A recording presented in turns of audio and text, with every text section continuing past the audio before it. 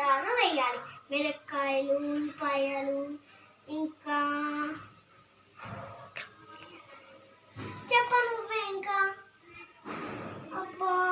ఉల్లిపాయలు వేయాలి. దాంట్లో వేగిన తర్వాత బ్రౌన్ కలర్లో రావాలి.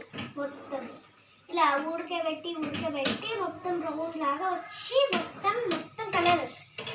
ఆ తర్వాత ఏం చేయాలంటే అరుపాగు రైస్ పెట్టుకొని దాంట్లో నీళ్ళు పోసి కడిగి ఇదిగోన్న తర్వాత కొత్తిమీర, ఇంకా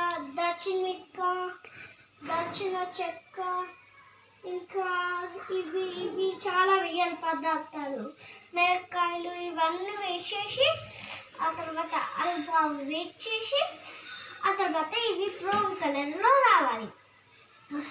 ఎందుకు అవుతుందంటే ఆ తర్వాత ఏం చేయాలంటే అల్పావు గ్యాస్ తెచ్చుకోవాలి, గ్యాస్లో అంటియాలి. ఆ తర్వాత వెయిట్ చేసి స్టవ్ దాంట్లో మొత్తం పోసేసి స్టవ్ వెలిగించాలి. రెడీ అవుతుంది. ఇప్పుడు అరగంట అంటే తీయాలి గంట. తోడా కావటేసు ఇదిగో వేడి బిర్యానీ, స్పైసీ బిర్యానీ రెడీ. ఒకసారి టేస్ట్ చేసి చూద్దామా?